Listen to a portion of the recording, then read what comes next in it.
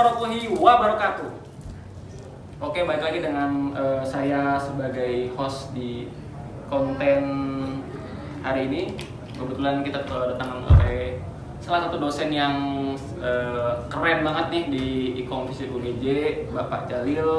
Selamat datang Pak di konten kita. Selamat datang, sama-sama. Jadi Pak, kita tuh pengen lebih tahu nih tentang Pak Jalil sendiri sebagai dosen di Fisip UGJ, karena mungkin banyak teman-teman yang masih belum kenal Pak Jalil sebagai dosen di Fisip UGJ. Jadi boleh perkenalan dulu Pak, dari mana, terus di UGJ sendiri sebagai apa? Saya di UGJ sekarang nggak struktural. Nggak struktural. Hanya dosen saja. Oh, berarti sempat jadi. Oh, saya sempat jadi sekretaris prodi. Oh. Sempat dulu di kabel pemberitaan di UNIF. Cuma karena saya ingin fokus di kegiatan saya, jadi saya hanya ngajar saja. Saya baru 2012 masuk Konsolidasi itu, masuk UGJ. Oke. Karena passion aja sebetulnya. Saya ngajar tuh dari SMA sudah ngajar. Oh, SMA udah ngajar? Saya dari SMA udah ngajar. Ngajar apa tuh Pak? Saya SMA kelas 2, ngajar SMA kelas 1. Ngajar bahasa Inggris. Saya ngajar bahasa Inggris dulu. Rekrutmennya bagus banget. Ngajar bahasa Inggris karena dulu kan di pondok. Kalau di pondok tuh kelas 5 itu kelas 2 SMA udah harus ngasuh anak gitu. Nah kebetulan saya dapat ngasuh anaknya masih siswa baru kelas 1 SMA. Jadi otomatis ngasuh tuh saya ngasuh anak untuk tidur tepat waktu, mau ke masjid, sampai ngajar habis pelajaran reguler gitu kan, ada jam 2 sampai jam 3 itu kita ada pelajaran yang non-reg tuh pelajaran setelah yang di kelas gitu kan. Nah, kita ngajar di situ, ngajar tambahan. Selanjutnya saya tinggal di Kuningan, tapi saya ada rumah di sini di Cirebon, tapi nggak pernah ditempatin karena aktivitas keluarga, istri, anak semua di Kuningan. Mungkin bisa dijelasin kayak Bapak nih tiba-tiba masuk tiba-tiba jadi dosen di Fisip UGJ ini, khususnya di bagian itu ceritanya gimana sih Pak? Boleh ceritakan ke teman-teman? Saya dulu kan jurnalis dari tahun 99, berhenti jurnalis tahun 2015, nyaris 15 tahun lebih, 17 tahun. Jurnalis pertama saya tugas di Jakarta, tugas di beberapa daerah lah. Sampai saya juga di Cirebon. Di Cirebon saya banyak interaksi dengan rektor waktu itu Pak almarhum Pak Zakaria Mahmud. Pak Zakaria melihat mungkin ada potensi saya, dan saya udah kuliah waktu itu. Ketika jadi jurnalis udah kuliah S2. Saya cerita bahwa saya udah kuliah. Dia nawarin gitu, nantang saya. Bukan nantang sih bahasanya. Kalau challenge, kalau udah lulus nanti ke saya. Udah lulus, saya datang ke beliau. Itu dulu tuh kalau di dosen tuh dulu ya, zaman Pak Zakaria itu yang wawancara calon dosen tuh Pak Zakaria Mahmud. Langsung di ruangan beliau tuh tanya bagaimana cara ngajar. Dia tuh langsung dites. Yang ngetesnya maksudnya bukan bagian kepegawaian, Pak Rektor langsung dulu tuh. Saya masih ingat betul. Jadi saya Pak Hairudin, Bunga Muda kalau tidak salah. Iya. Oh berarti Bunga Muda, Pak Hairudin sama Pak bareng. Cuma kalau Pak Hairudin itu dosen luar biasanya lama, udah 4 tahun apa 3 tahun gitu. Dosen luar biasa itu apa sih Pak? Dosen luar biasa itu dosen yang belum diangkat jadi karyawan tetap gitu loh. Jadi beliau dulu belum lulus S2 karena mungkin pengalaman beliau juga banyak, jadi diminta ngajar gitu. Nah dia tuh udah lama ngajar, cuma pas pengangkatan bareng kalau nggak salah dengan saya. Ya tapi lucunya tuh bukan lucu ya, maksudnya bagus. Saya ingat dulu tuh ketika kita tes itu bukan tes isi soal gitu ya, tapi langsung dinilai oleh Pak Zakaria Mahmud. Saya ingat betul bagaimana kita ngajar, bagaimana kita presentasi, bagaimana kita sikap gitu, semua dinilai oleh beliau. Wow, keren banget. Nanti langsung rektor sendiri. Langsung rektor. Ini baru saya dengar dari Bapak. Saya kalau sekarang juga mungkin ada aja mungkin proses begitu ya. Cuma kalau saya dulu begitu. Tapi pas setelah Bapak terjun sebagai dosen nih, kayak kira-kira first impression Bapak sama Fisip khususnya di Ikom itu seperti apa sih Pak? Pertama kali teman-teman mahasiswa nih. Saya itu sebetulnya memang ketika jadi mahasiswa cita-cita saya tuh bukan cita-cita sebetulnya. cita-cita jadi jurnalis itu dari kelas 6 SD. Ya, ini cerita background dulu ya, dari kelas 6 SD. Ketika saya kuliah, saya melihat ada satu dosen saya dulu ketika S1, dia itu jurnalis tapi jadi dosen. Potret itu kok kayak saya suka dengan gaya beliau gitu ya, dosen saya, maksudnya bisa kerja di luar sambil berjejaring kita dengan wartawan, tetapi kita bisa memberikan ilmu tentang sesuatu yang teknis tentang jurnalis ke mahasiswa gitu. Bagi saya itu kok kayaknya ideal itu hidup seperti itu gitu. Di sisi lain saya bisa bertemu dengan banyak orang di lapangan, tapi di sisi lain saya bisa bertemu dengan teman-teman mahasiswa untuk menyampaikan pengetahuan terkait jurnalistik ketika itu gitu. Nah, dari momen itu mungkin saya terpatri ingin jadi jadi dosen juga karena kalau untuk jadi jurnalis sudah dari kecil ya, dari kecil. Nah, dari situ ingin jadi jurnalis juga. Tapi saya jadi dosen juga. Sebetulnya kalau cerita saya jadi pengajar, selain tadi dari kelas 2 SMA, saya lulus S1, lulus SMA. Saya nggak boleh kuliah dulu, 1 tahun nganggur, cuma diamanatin oleh orang tua saya untuk ngurus sekolah. Ngurus sekolah madrasah ibtidaiyah. Jadi saya ngurus madrasah ibtidaiyah tuh SD. Keren banget ya. SD. Karena bapak saya kepala sekolah. Oh, bapak kepala sekolah bapak? Bapak saya kepala sekolah. Waktu itu karena guru kurang, saya diminta untuk menjadi wali kelas 3. Bayangin ya, kelas 3 SD. Kalau masuk ke kelas, kalau ngajar mahasiswi kan, kalau pagi wangi, kalau siang udah agak dikit bau udah ada. Iya. Tapi kalau anak SD dari pagi itu kita ada yang ngelapin ingusnya. Kalau maaf ada yang kencing kita anterin, itu tapi menarik. Tantangannya itu semua dari situ. Seru. Keren banget. Berarti dari situ saya jadi berinteraksi, maksudnya ngajar itu udah seneng. Berarti sebenarnya udah memang basicnya tuh ya udah terdidik tuh kayak mendidik sama orang-orang tuh yang terbiasa. Udah terbiasa. Terdidik di sini tuh nggak kaget gitu kan, karena mungkin ngedidik mahasiswa kan kurang lebih hampir. Ya sebetulnya nggak kaget ya, karena ketika mahasiswa saya pun kan aktif di kegiatan mahasiswa. Oh, Ormawa ikut juga apa mungkin? Saya di HMJ, saya ketua LPB. LPB itu di kampus tuh ada lembaga pembinaan bahasa. Jadi teman-teman mahasiswa yang senang bahasa gabung di UKM itu, namanya UKM, kegiatan mahasiswa. Saya ketua tuh. Semester 3 saya ketua UKM, kampus mahasiswa yang anggotanya sekitar 700 orang. Nah, saya juga di organisasi ekstra kampus. Saya pernah ikut LKHMI.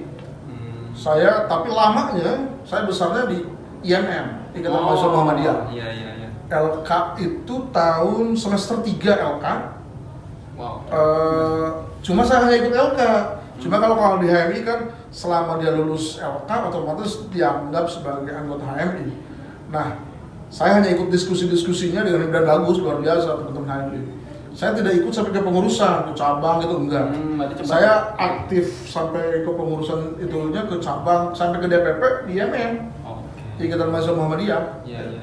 Berarti emang sebenarnya bapaknya juga emang ngulik juga di luar. Iya, aktif. Di dalam juga ya benar-benar tempat bapak tuh ya langsung menyebar ilmunya ke teman-teman mahasiswa.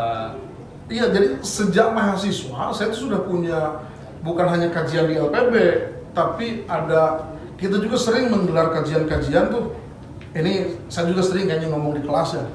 Saya tuh di kampus dulu punya writing club. Oh, kelas menulis? Kelas menulis. Nggak banyak, berapa orang? Hanya 5 atau 4 orang? 4 orang. Karena kita tahu materi di dalam kelas kan kita tidak maksimal juga. Nah, kita bikin tuh. Jadi hari ini saya bawa puisi, teman saya bawa artikel, teman saya lagi bawa cerpen, teman saya lagi bawa feature. Nanti dibawa dalam satu tempat, kita saling kritik tuh tulisan masing-masing. Itu rutin. Jadi memang ketika menjadi mahasiswa itu momen yang nggak boleh terlewatkan. Terlewatkan. Saya sering bicara ya ke teman-teman mahasiswa, biasanya semester 3 tuh saya pertama ngajar biasanya. Ingat ya, catat ya, hari ini kalian semester 3. sebentar lagi kalian pasti udah nyusun skripsi. Iya. Kalau nggak dimaksimalkan waktu, Sayang sekali. aduh sayang cepet waktu jadi kuliah itu. Karena pertama, kuliah itu sekali lagi beda dengan SMA yang maksudnya stressing, aturan-aturan masih terlalu ketat. Nah. Tapi ketika di kuliah, kita stressingnya hanya tugas. Aturan-aturan di sekolah, di kampus itu nyaris nggak ada. Dan udah dikembalikan ke teman-teman karena udah dewasa kan. Masa itu beda dengan masa SMA, cepat sekali. Sok udah catat aja teman-teman sekarang di sini kelas berapa, semester berapa gitu. Tiba-tiba kalian udah skripsi, udah KKN, udah sidang. Iya, cepet banget. Kalau nggak dimaksimalkan, maksimal itu maksudnya gini. Menjadi mahasiswa itu saya sering bilang juga, menjadi mahasiswa itu jangan hanya menjadi aktivis kamar. Kalau ngekos, kalian itu hanya bangun tidur, masak, cuci, balik ke kelas, Iya. balik lagi ke kamar gitu aja itu. Maksimalkan dengan cara tadi. Kalau teman-teman mau aktif di organisasi kemahasiswaan, aktif lah. Contohnya seperti ini di Himakom atau Ormawa. Kalau eksternalnya bisa pilih apapun. Iya. Sekali lagi bukan hanya untuk, ya idealnya untuk pendewasaan, tapi paling sederhana kita punya teman baru. Relasi baru. Paling sederhana. Jadi jangan disia-siakan deh. Saya tuh dulu waktu kuliah nggak punya kos. Ngekos tuh saya cuma semester 1 sama semester 2. Sisanya masih di sekret. Dan ketika ngekos, saya nggak pernah pulang jam 9 malam, nggak pernah. Iya. Nggak pernah pulang jam 9 malam. Saya pasti di atas jam 9 malam pulang ke kos. Ngapain? Ya itu aja tuh. Ngobrol. Udah berkegiatan aja. Karena saya merasa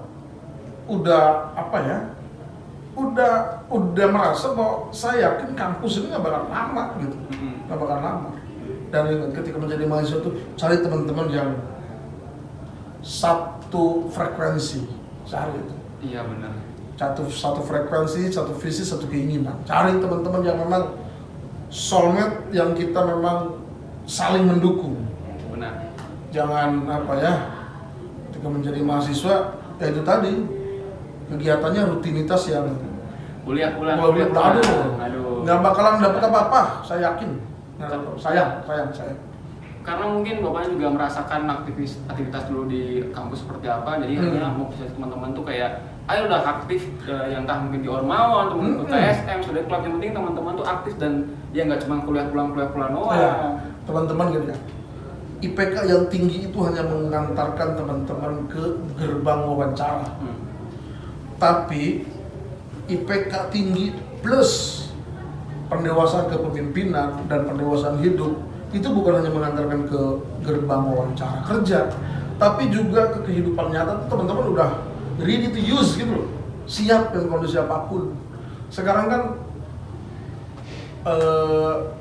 banyak generasi yang kuliah, tapi ketika selesai kuliah jangankan mau ngapain setelah wisuda, mau ngapain setelah kuliah, dia mau melangkah keluar rumah aja itu udah nggak punya daya. Karena pertama memang nggak punya kemampuan teknis, kedua juga tidak berjejaring, ketiga juga secara pendewasaan kepemimpinan nggak ada. Jadi sekali lagi, mumpung menjadi mahasiswa, lahannya banyak, temennya banyak, fasilitasnya ada, walaupun contohnya fasilitas di kampus nggak banyak. Kalau masih ngomongin itu nggak bakal selesai. Nggak akan berkembang. Kampus sebesar apapun, selengkap apapun, pasti ada kurangnya. Benar. Iya. Jadi nggak bakal selesai. Iya. Nggak bakal selesai. Tapi BTW Pak, kan Bapak merasakan juga dari mahasiswa, terus sebagai dosennya, nah suka duka pas dari Bapak jadi mahasiswa, mungkin jadi dosen itu seperti apa sih Pak? Khususnya Bapak lulusan mana berarti Pak? Saya S1-nya UIN Bandung. S2-nya di Unpad. Nah pasti Bapak merasakan nih, S1 tuh suka dukanya gimana, S2 gimana, sampai akhirnya kan Bapak jadi dosen itu seperti apa suka dukanya? Duka dulu ya. Saya dulu dikasih uang tuh sama orang tua baru cuma semester 3. Nggak pernah dikasih uang lagi saya. Ketika dikasih uang 150.000, Dan itu ATM itu nggak ada di kampus tuh, harus kita naik angkot lewat Perak atau dari ujung Berung. Saya kalau udah kehabisan uang dan orang tua udah ngasih tahu dan belum ada HP kan, telepon wartel. Udah dikirim. Dulu tuh nggak bisa kan ngirim sekarang, 2 menit nyampe nggak bisa. Dulu tuh ada namanya clearing. Clearing itu ada sehari 2 hari baru nyampe uang itu ke rekening kita. Nggak bisa langsung gitu. Jadi ketika kira-kira nih, oh ini uang kemarin udah dikirim, kira-kira hari ini ada nih. Saya berangkat ke ujung Berung ke pasar itu, cek nggak ada, belum ada uang. Sedangkan ongkos itu nggak ada tuh ya. Saya akhirnya nginep di masjid dulu di situ, ke teman dulu, nggak punya uang.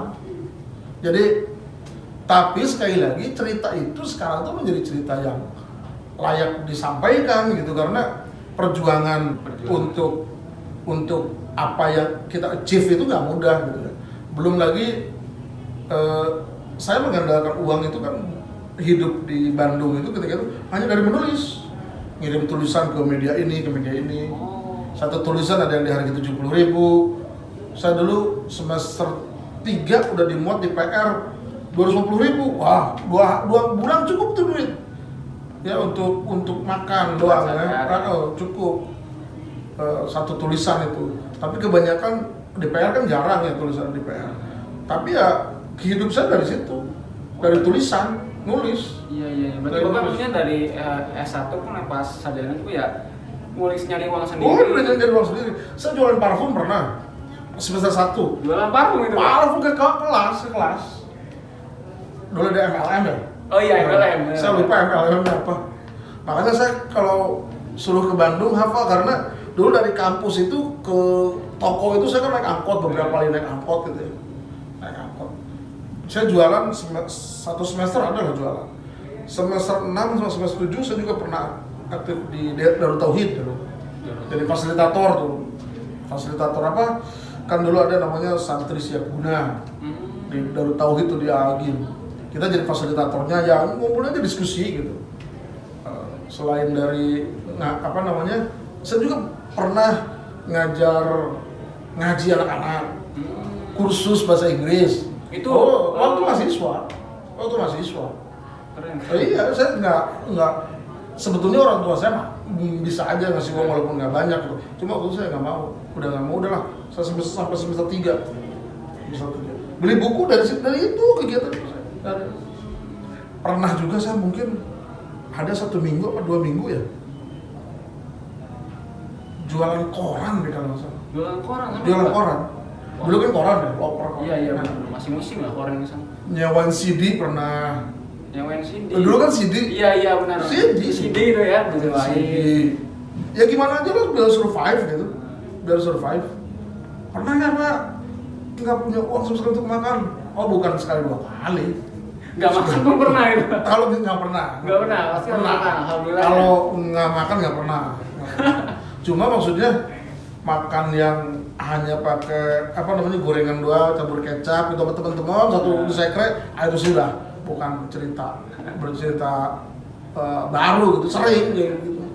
Cuma menceritakan itu kondisi sekarang itu saya tahap mungkin nggak sukses sekarang, tapi bagi saya apa yang saya rencanakan ketika saya kuliah dulu alhamdulillah tercapai gitu. Walaupun saya belum S3, tapi udah tercapai. Saya ingin jadi jurnalis sudah tercapai, saya ingin ngajar sudah tercapai, saya ingin bikin buku sudah bikin buku, alhamdulillah. Saya ngisi seminar udah ngisi seminar. Jadi alhamdulillah saya tahadus binikmah ya. Saya bukan ujub atau apa. Nah, ini bagian dari rasa syukur saya gitu. Ketika menceritakan ini saya jadi ketawa gitu ya, senang saja.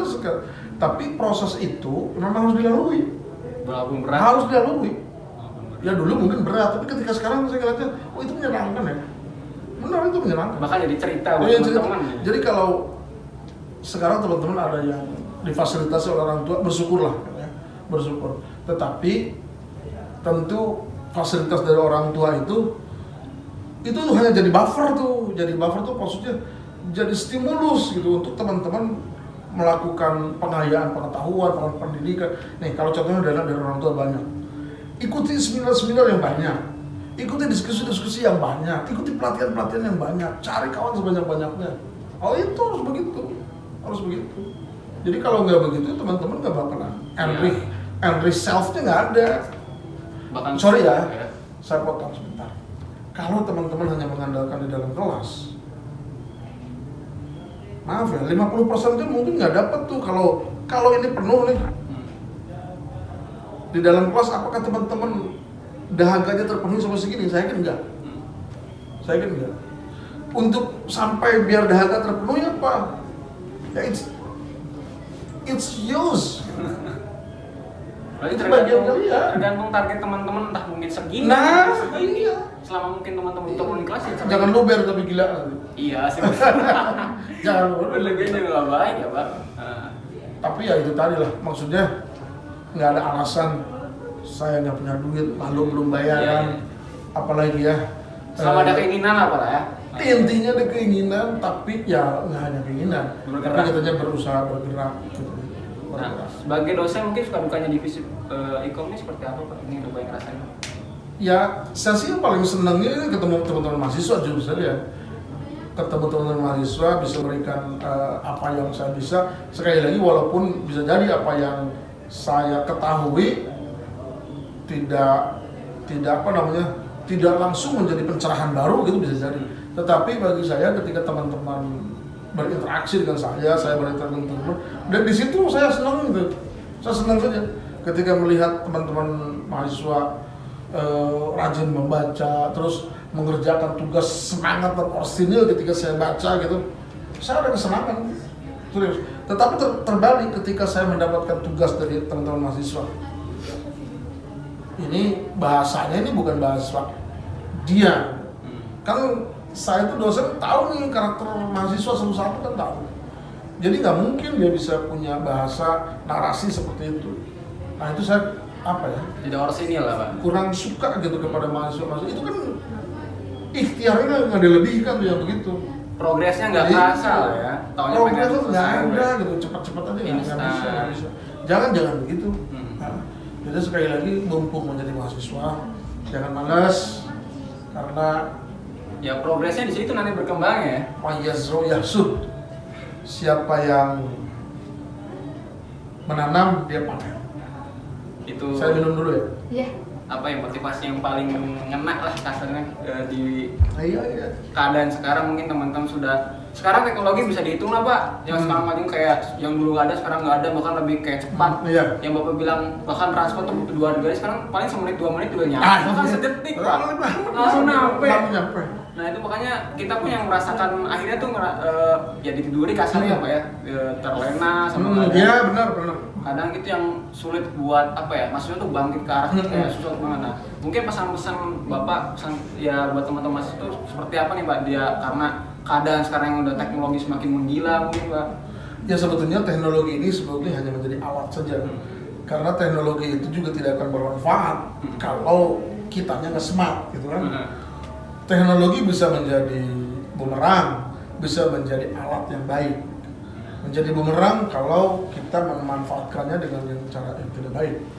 Jadi ya intinya orangnya gitu, bagaimana orangnya. Nih, HP ini kalau hanya sekedar dipakai hanya untuk WhatsApp, Instagram, selalu Instagram, tidak akan ada value lebih. Tapi kalau dipakai begini, dipakai untuk kita berinteraksi, belajar gitu, ada value lebih gitu. Begitupun dengan teman-teman mahasiswa. Tadi itu, kalau ada mahasiswa yang hanya dari rumah ke kelas, rumah, itu value-nya akan kalah dengan teman-teman mahasiswa dari rumah ke kampus. Di kampus dia memaksimalkan ikhtiarnya untuk tadi memenuhi ini, ya value-nya pasti akan beda. Value-nya akan beda, hasilnya akan beda. Tergantung kita makanya gimana. Ya iya. Oh Pak, ternyata itu ada kok yang IPK-nya bagus, dia aktif di Himakom, aktif di kok setelah lulus begitu aja. Berarti ikhtiarnya lebih dengan orang yang itu. Ikhtiarnya kurang dilebihkan tuh. Bisa jadi doanya kurang. Saya termasuk orang yang logis, tapi saya sangat percaya kepada hal sifatnya religi. Saya percaya sekali. Contohnya ini, percaya kepada doa, percaya kepada sholat malam, itu saya sangat percaya sekali. Sangat percaya. Ya kan nggak mungkin gitu berusaha keras, tapi kalian ketika berangkat dari rumah aja nggak pamit ke orang tua kalian. Mungkin. Ya, Hal yang bisa sepele jadi. dong ya. Oh, sepele. Tapi sering dilupakan Iya, itu sepele sekarang. sekali. Contoh kalian mau pergi aja ke orang tua, ini anak saya udah pergi apa belum sih?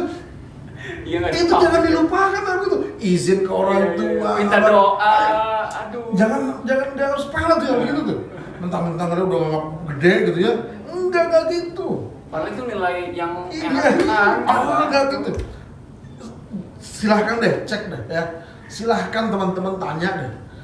Orang yang berhasil setelah ini itu interaksi dengan orang tuanya pasti akan dekat. Siapa di sini nanti di forum ini yang ngelihat ini ya? Coba Anda nilai diri Anda. Kalau Anda pergi ke kampus, apa yang Anda lakukan kepada orang tua? Izin dulu atau sampai cium tangan dulu? Kalau izin kan yang saya hai, cium tangan dulu. Atau nggak ada kabar sama sekali, baru cabut aja. Hilang aja. Kalian tuh mau menuntut ilmu, ya kan? Benar. Kalian tuh menuntut ilmu. Bagaimana ilmu akan didapat kalau proses dari awalnya, maaf ya, nggak sempurna gitu. Sempurna dalam artian kan didoain dulu nih orang tua, ridho dulu orang tua.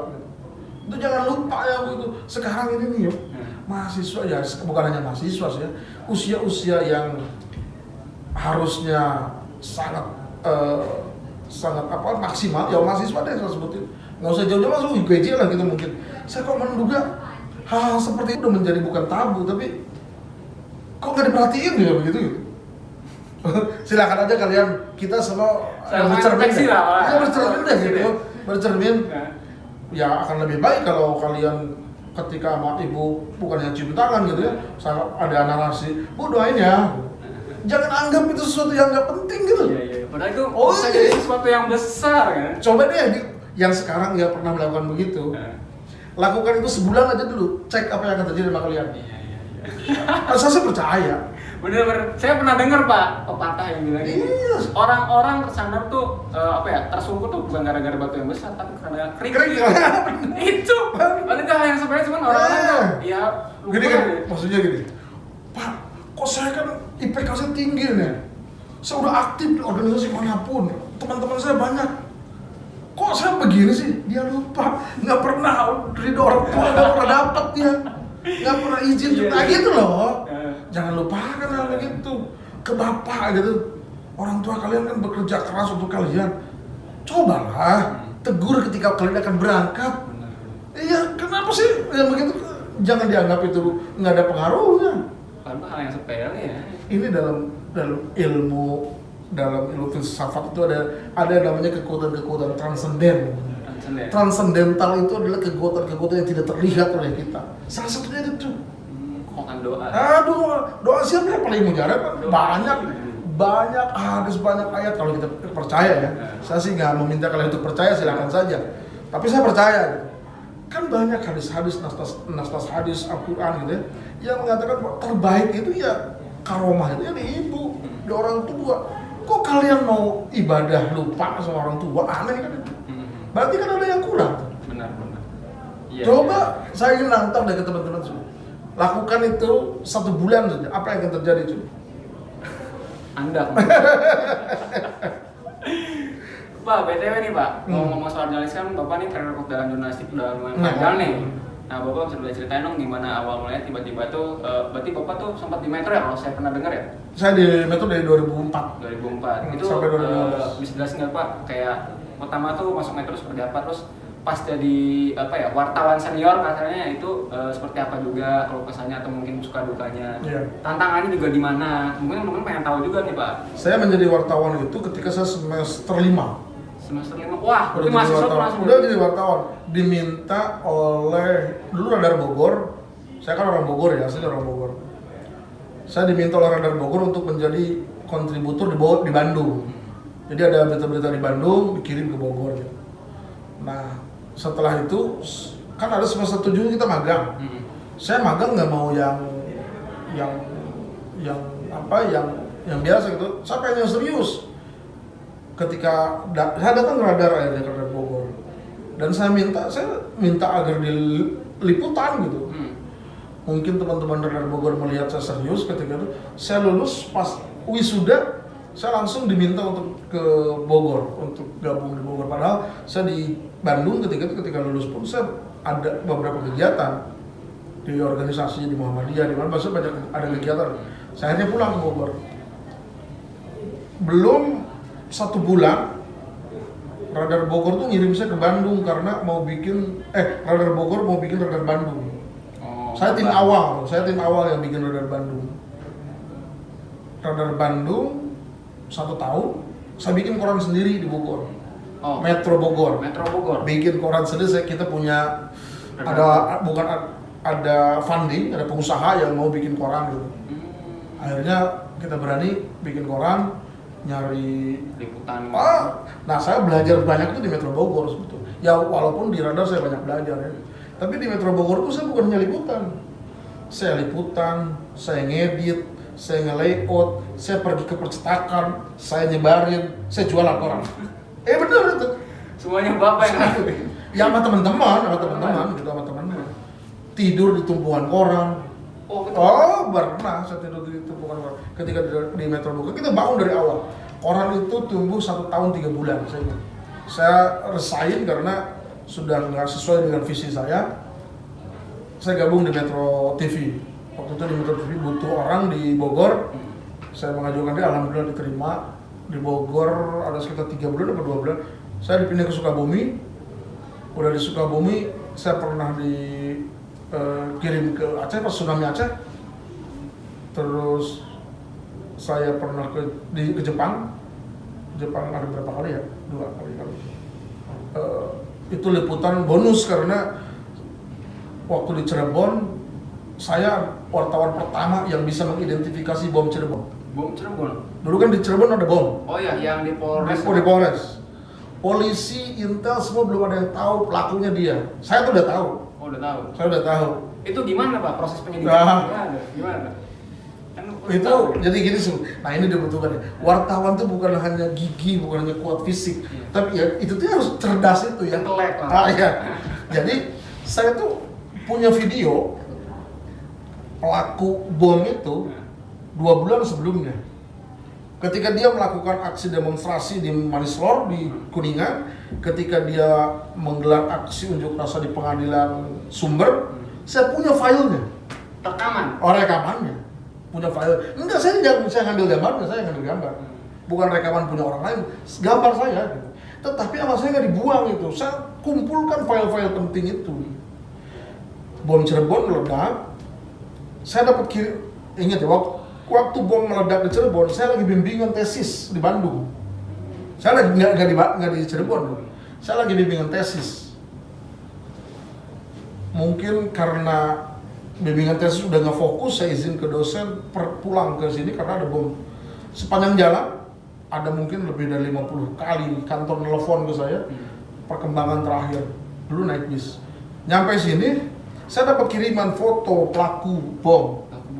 Badannya udah hancur. Iya, benar. Tapi wajahnya udah ada, masih ada lah. Kok kayak kenal ini? Saya main ke sebuah masjid lah, yang biasa dia nongkrong. Saya nggak usah sebutin masjidnya ya. Spill Pak. Iya, nggak usah. Dia biasa di situ nongkrong si pelaku ini. Akhirnya saya ngobrol dengan beberapa pengurus masjid ini. Ini kok kayak si ini ya? Emang si ini gitu. Wah, udah saya keep tuh. Polisi itu, jangan sebut polisi deh. Penjaga. Pokoknya aparat aja gitu ya. Aparat itu udah hari itu udah mulai ngintil saya. Udah ngintil saya. Saya nginep di sebuah hotel di Jalan Wahidin. Tiap hari ada yang kontrol di situ.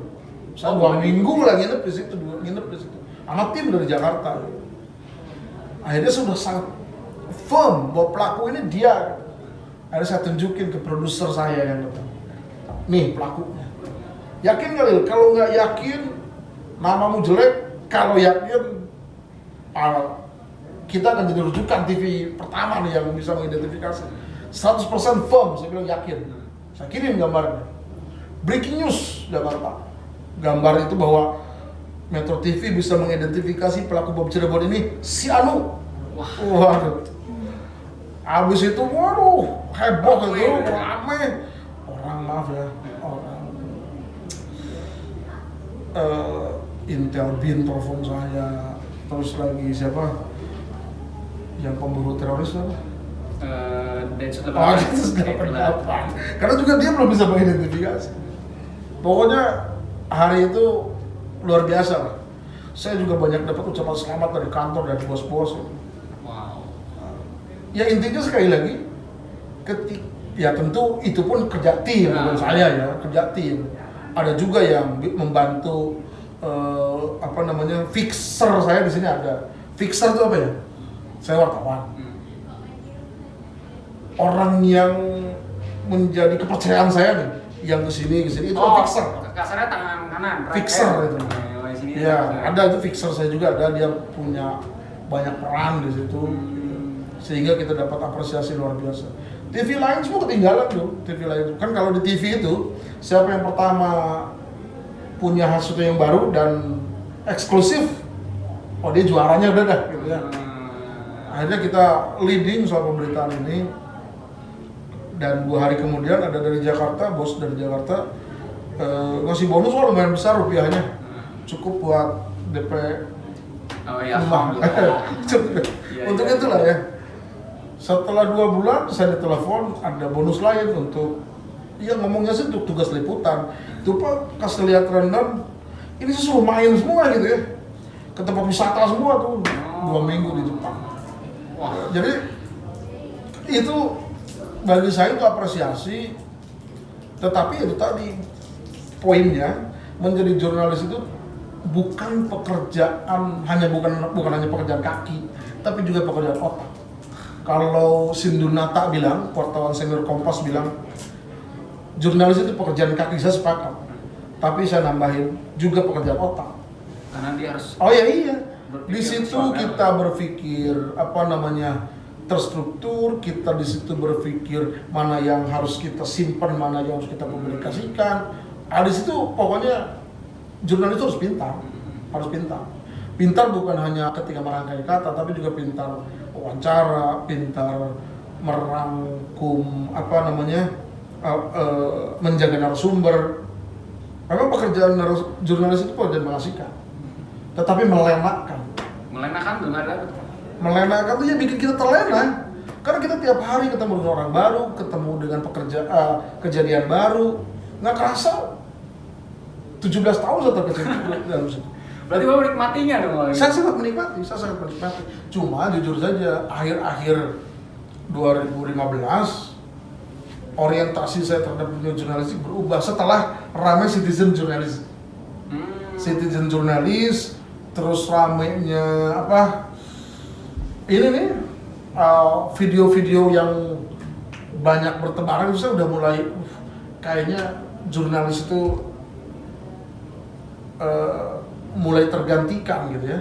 Walaupun saya tidak 100% setuju, karena jurnalis yang dididik juga masih ada gitu. Cuma sekali lagi pribadi saya aja nih, ini masa depan jurnalisme gitu ya, masa depan jurnalisme sudah banyak berubah, apalagi ketika banyak media-media besar yang dikuasai oleh pengusaha-pengusaha yang berafiliasi kepada partai politik media. Ya. Jadi walaupun hasrat itu kerap muncul gitu. Jadi jurnalis itu ngangenin betul. Tetapi mungkin kalaupun nanti ke depan saya mau jadi jurnalis lagi, saya mau bikin portal media saja. Saya juga dulu pernah bikin beritakuningan.com, cuma kuat 1 tahun karena maintenance-nya kita nggak siap. Saya sibuk, waktu itu masih di Metro TV, saya sibuk di Metro, teman-teman saya juga kurang siap untuk maintenance, tapi udah balik modal dan udah untung gitu. Sekarang kan kalau mau bikin media lokal, teman-teman mahasiswa juga bisa. Contohnya jurnalhimakom.com, contoh gitu. Di situ teman-teman bisa menceritakan tentang kegiatan sehari-hari. Itu udah bisa jadi media tuh. Cok, teman-teman saya tantang bikin media online Himakom. Udah ada, Pak? Udah ada? Udah ada. Mana? Siapa? Ada apa namanya? Bentuknya Instagram sih sama YouTube, Pak. Oh, masih gitu. Oke lah, nggak jadi masalah. Maksudnya nanti bikin online yang proper. Di situ sudah ada template yang memang bisa diisi dengan berbagai macam feature berita gitu. Contoh bisa berita profil dosen ya, profil mahasiswa, profil sampai kepada kantinnya gitu, kondisi prestasi kampus ataupun sebaliknya gitu ya. Apapun lah yang menarik di dalam kampus. Walaupun kita sudah punya di website ya. Bukan yang media itu apa? Media mahasiswa tuh? LPM Setara. LPM juga udah ada kan itu. Maksudnya Himakom sebagai anak komunikasi idealnya punya. Dan itu murah. Nggak nyampe 1 juta bikinnya, nggak nyampe. 500.000 kita udah dapat tuh domain itu. Bayarnya setahun cuma 200.000. Iya. Bisa sendiri lah ya. Iya. Walaupun memang nanti kita nggak bisa upload video, kan upload video udah ada di YouTube kan ya, udah ada Instagram. Karena kalau mau pakai video kalau nggak salah lebih mahal gitu, lebih mahal. Tapi minimal ketika ada cara-cara begini berita nih, menghadirkan saya contohnya dibikin kan itu beritanya. Acara. Iya, bukan berita acara, beritanya, nulis beritanya. Oh, press release. Press release bikin beritanya kalian simpen di template itu.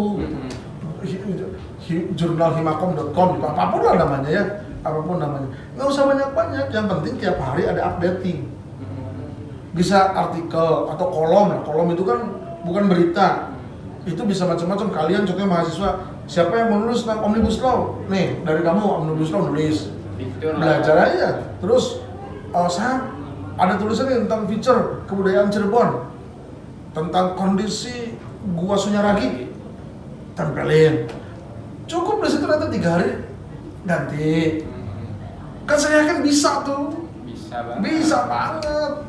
Sok, saya tantang begitu. Ini serius. Tantangan buat teman-teman Himakom ya selanjutnya. Saya mau kalau begitu, saya mau jadi ininya apa namanya?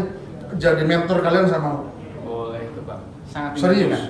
Contohnya nih, kamu punya tulisan, mari kita diskusi ya tulisannya. Ini kurangnya, ini lebihnya, baiknya pakai ini. Saya mau tuh sebelum diupload. Ya saya juga nanti bisa jadi mau penulis tetap boleh. Kolom khusus saya nulis setiap hari boleh nggak apa. Kan template di online itu sedikit templatenya. Paling juga 8 tulisan. Nanti rame yang dipotong. Bener. Ya kita gimana banyak konten menarik aja sih sebenarnya. Nih, tuh banyak orang tuh pengurus tuh. 66 orang. Tiap satu orang bikin satu konten tulisan. Dan itu buat untuk 3 minggu cukup tuh. Ya kan harus begitu. Benar. Kalau nggak dipaksa begitu teman-teman nggak bakalan mau, nggak bakalan bisa. Kalau dipaksa kuliah itu. Benar, Pak. Ayo saya tentang dalam 1 minggu kemudian beres. Ya sekarang juga lagi beres, Pak. Ya udah harus begitu. Saya akan mengapresiasi luar biasa kalau ada mahasiswa begitu. Karena ikom komunikasi dan di situ teman-teman kan harus bisa menulis di situ untuk belajarnya di situ. Ya erat sama jurnalisme lah. Iya. Juga. Ya mau tentang PR di situ nanti Bu Farida ngomong nulis tentang PR tulis di situ. Atau nanti Pak Dekan nulis tentang filsafat tulis di situ. Minta Pak Dekan tulisan filsafat mana?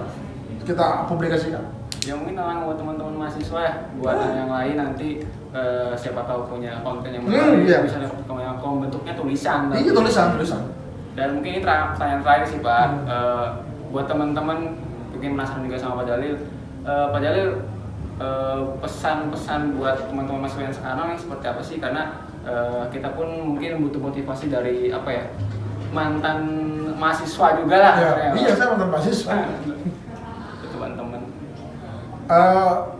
Mungkin kalau disederhanakan menjadi mahasiswa itu harus mewarnai, jangan diwarnai. Mewarnai itu dalam artian ya dimanapun teman-teman berada, manfaat teman-teman harus ada. Jadi kalau sekarang ada anggapan, aduh saya tuh orangnya malas, saya orangnya kemarin-kemarin nilainya jelek, saya garis bawahi lagi. Seburuk-buruknya masa lalu, masa depan masih suci. Masih bagus kan masa depan? Iya. Terima kasih. Selamat berkarya teman-teman mahasiswa. Lalu kilas-kilas tentang dari dosen kita ya, salah satu dosen Ikom di FISIP UGJ. Buat teman-teman stay tune terus dalam konten tanya-tanya dosen di Himakom FISIP UGJ. Jangan lupa subscribe, like, and comment di YouTube-nya dan Instagram juga. Sampai ketemu kompret. Assalamualaikum warahmatullahi wabarakatuh.